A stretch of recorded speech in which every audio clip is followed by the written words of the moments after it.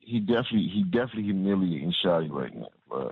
Well, you got the picture up there next to the post. Nigga. Like when you go to YouTube and World Star, they got his picture next to this shit. Everything he say, they got a split screen with Shawty picture next to this shit.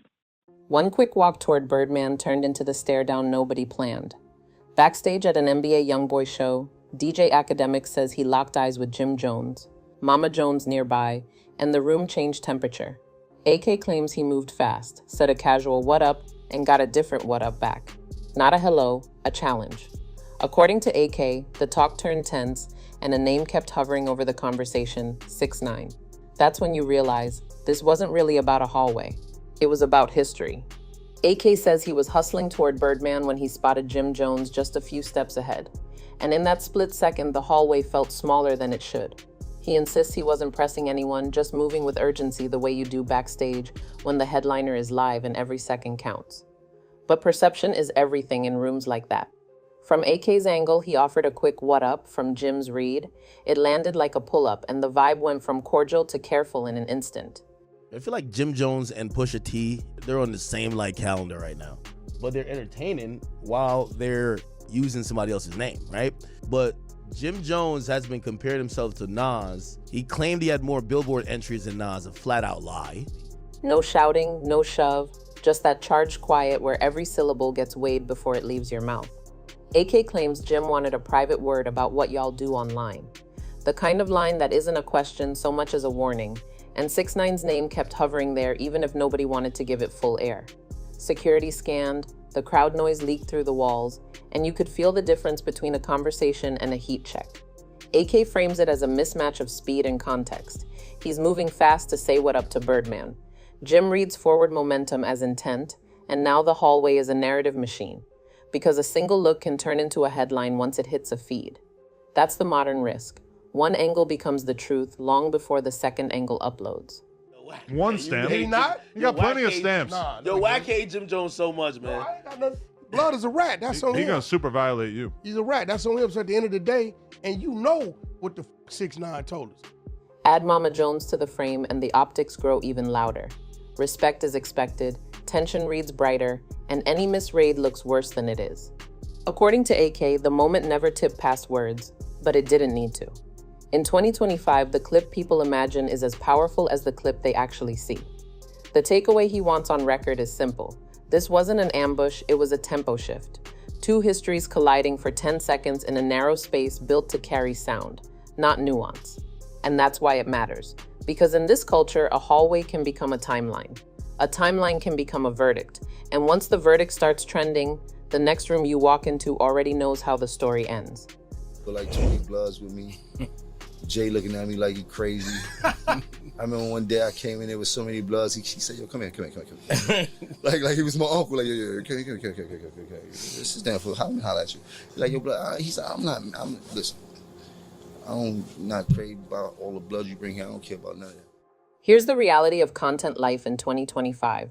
Creators talk for hours, and artists remember the one line that stung. That asymmetry fuels a lot of suspicion before anyone says hello. AK lives in the middle of that dynamic. Marathon streams, fast clips, reaction segments that ricochet into posts and headlines, so his voice is always in rooms he hasn't even walked into yet. But the deeper fuel here isn't just something AK said about Jim. It's who he has stood next to and amplified over time. In certain circles, proximity weighs more than proof. If you host someone controversial, repost their rant, or even let a spicy bar slide without pushback, the street scorekeepers chalk it up as alignment. That's not a legal verdict, it's a cultural read, and cultural reads move faster than corrections. I did an interview with Kanye West. Kanye West said he gave Jim Jones $2 million, and he was mad that Jim Jones couldn't make him a PDF. I gotta talk to you. I'm like, all right, what up, what's good? It's like, yo, do y'all think the shit y'all do online is cool? Y'all gotta know it ain't safe when niggas just playing with me like that. Like, add in the memory of past blowups, and a simple what up can arrive with extra context baked in. People who move by codes see platform choices as character choices. Who you post, who you quote, who you call back when the numbers are hot. That's why a creator's neutral posture rarely gets believed. Neutrality looks like strategy when the edits are tight and the clips keep performing. It gets messy because motivations overlap. Journalism, entertainment, leverage, and audiences project intent onto whoever controls the microphone. Jim enters a room with a long resume and a lived-in understanding of how affiliations echo. AK enters with distribution power, the ability to make a narrative travel on demand. Those two currencies don't cancel each other out, they collide. So when they cross paths, the subtext walks in first. Was that last upload a fair breakdown or a quiet endorsement? Was that guest a booking or a banner? None of that is said out loud, but everyone feels it. And that's the new room part. Backstage isn't just a corridor anymore. It's an extension of the feed, where people show up carrying timelines on their backs. Yeah, I just seen the Breakfast Club. Jimmy popping all that bullshit. I be seeing you, Jimmy, talking about we Gucci boo boo. He in the Gucci store. Talking about we Gucci boo boo. Them Black King niggas was going f you up, Jimmy. They was like, Marita Monero. If someone feels misread or sidelined online, the hallway becomes the comment section with eye contact. One nod or sidestep turns into a reading of loyalties, and the next sentence has to climb out from under weeks of discourse. That's how friction that started on screens comes to life with stakes that feel real, fast. And if you remember the last big fire, you understand why this one smolders, because nobody is only themselves in these moments. They're also the sum of the posts, guests, and reactions that preceded them, and that baggage is louder than any greeting. The 6ix9ine fallout didn't just scorch a moment, it reset how loyalty and image get scored in public. They wasn't sure what to do with him at Interscope, and that's why they signed him to G Unit to give him some validation and some, you know what I mean? I remember that whole shit. I remember I was in the W, that whole shit, and he was telling me, yo, they about to sign me to G Unit. When that saga blew up, people weren't only debating documents and timelines, they were assigning identities, and those labels stuck to whole circles long after the headlines cooled. In that climate, proximity reads louder than intent. If you still appear aligned with 6ix9ine in 2025, whether that's through interviews, reposts, or even letting his soundbites run without heavy pushback, some fans in a slice of the industry will clock it as a choice. That isn't a legal ruling, it's a perception call. But perception is the currency that buys or bankrupts reputations now. Add years of chatter, claims, counters, paperwork talk, and barbershop theories, and the conversation keeps circling back with new packaging, even when the facts haven't changed. This is the guilt by association trap. Platforming gets read as partnering, reacting gets read as writing, and neutrality looks like strategy. This shit crazy, son. But he's doing that to make K9 think he don't got no relationship with Boy. That's what he's trying to do. He's trying to separate himself. That's cool, but now he gotta get violated. For AK, that means every time he amplifies a clip for audience value, a portion of viewers score it as endorsement, while another portion defends it as media doing media. For Jim, who's built his name on in-person credibility and long timelines of respect, those optics can feel like a direct test of code. That's why a simple greeting can carry extra charge. The hallway is never just a hallway when the internet's memory is standing there with you. And the algorithm makes it worse because it promotes whatever spurs engagement, controversy, collisions, and familiar rivalries. So the same associations keep getting resurfaced like a greatest hits playlist you didn't ask for. A lot of the loudest points here live in the rumors category. They're conversation drivers, not courtroom outcomes, and they should be framed that way. Still, conversation shapes careers. In this ecosystem, your guest list becomes your resume, your thumbnails become your stance, and your silence becomes a statement, fair or not. That's the oxygen problem. The internet doesn't just report on smoke, it keeps the fire fed. So when AK and Jim cross paths, they aren't only face-to-face, they're standing inside a decade of narratives that crowd the room. Maybe AK sees it as content and coverage, maybe Jim sees it as enabling. Both readings can exist at once because the feed splits a single moment into multiple truths. And that's why this chapter matters, because it isn't really about old smoke at all. It's about who owns the oxygen now, and what happens when breathing room turns into the battleground. In real life, Jim Jones is respected. Rhizome long, credibility stamped. Online, the rules change, the person who moves the feed wins. 6ix9ine learned that game early. Stir the algorithm, hijack headlines, never let a quiet day breathe. Jim's strength is different. Face-to-face presence, legacy, community weight. But you can't square up with a timeline.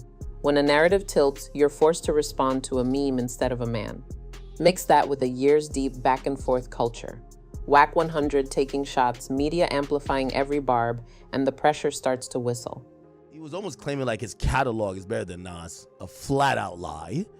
And now he's claiming that because he mentioned Nas, he got Nas the most viral publicity Nas has ever received. Another flat out lie. For Nas, probably never been done for him. That sound you hear? It's the air leaving the room right before something blows. And that's why the crossfire matters, because it pulls in people who never signed up for the war. The WAC 100 versus Jim Jones storyline lives on a loop, quiet for a week, then suddenly everywhere when a fresh accusation, clipped soundbite, or spicy podcast moment hits the feed. We're not confirming any of those claims. This is about how repeated allegations and quote wars turn into an ambient narrative that never fully dies. The internet connects dots even when they're from different pages, and once viewers internalize that pattern, every new clip gets sorted into an old box. Who's calling who out, who's ducking, who's exposed, who's spinning. Drop DJ Akademiks into that stream, not as a combatant, but as a platform and commentator. And proximity starts to look like partnership to people who are watching fast. Hosting a guest, reacting to a rant, or even letting a contested point ride for the sake of a longer conversation can be read as picking a side, whether that's the intent or not. From Jim's vantage point, that ecosystem feels like a pressure cooker where old disputes get reheated on demand. His name shows up when he wasn't even in the room, and the messenger ends up wearing the smoke meant for someone else. From AK's chair, it's coverage, news value, audience interest, distribution. Both truths can be real at the same time in a culture where the algorithm rewards friction over resolution. That's the nature of crossfire. When the original target isn't present, the nearest lightning rod takes the hit. Add years of back-and-forth statements, paperwork chatter, and clubhouse-era jawing, and you've got an attention machine that doesn't care who actually said what first. It only cares who says something next. We're talking about allegations, opinions, and online narratives, conversation drivers, not courtroom outcomes, and they deserve to be treated as such.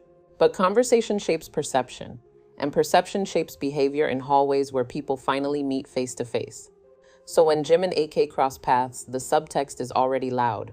Was that last segment a fair breakdown or a soft endorsement? Was that guest booking a dialogue or a banner? Was that reaction clip context or gasoline? You don't have to say it out loud for everyone to feel it. And that's how a simple pull aside can carry the weight of a whole comment section. Two men trying to clarify one moment while a decade of discourse hovers over their shoulders. So what does AK say actually went down in that hallway? According to AK, he tried to keep it cool from the jump. We're good. Let's line up the interview, no drama, because the night was supposed to be about music, not a sidebar. He says Jim wasn't in the mood for small talk. The phrase that stuck was enjoy the show, not once, but a few times. Each delivery less like a friendly send-off and more like a temperature check. The kind of line that closes a door without slamming it. AK claims 6ix9ine's name surfaced in the subtext and then in the open, and the tone shifted into a reminder that online choices echo offline, especially when the posts are hot and the comments are loud. From AK's angle, there was no grab, no shove, no swarm, just a razor-thin moment that could have tipped if either side leaned too hard. He frames his response as measured on purpose. Keep the voice low, keep the sentences short, and don't feed a headline that can write itself. In a hallway where security is watching and 3 different phones might already be raised, restraint is a strategy, not a retreat. He also suggests the timing mattered.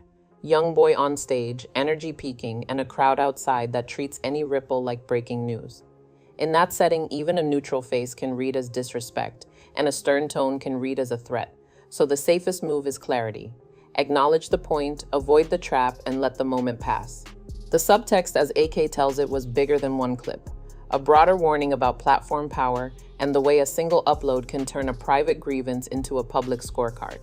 And that's why he emphasizes the de-escalation, because a lot of careers really are decided in 10 seconds, and most of those decisions are made by people who weren't in the room. He positions the encounter as a boundary check. Jim asserting that certain lines shouldn't be crossed, AK signaling that coverage isn't the same as cosign, both of them measuring how far to push without lighting a fuse. If you believe AK's account, the exchange ends exactly where it should, with space, not smoke. But you know the internet. Context rarely travels as fast as the clip people imagine, and by the time the story hits the feed, those 10 seconds are already a narrative someone else is narrating. The crowd backstage, mostly young, amped, celebratory. The headline that stuck online wasn't 2 men talked, it was Jim pressed AK, followed by creators splicing AK's retelling into reaction videos and meme reels. That's where the age gap optics kick in. When you're nearing 50 and the crowd is living on TikTok time, any burst of energy looks bigger and wilder than you intended.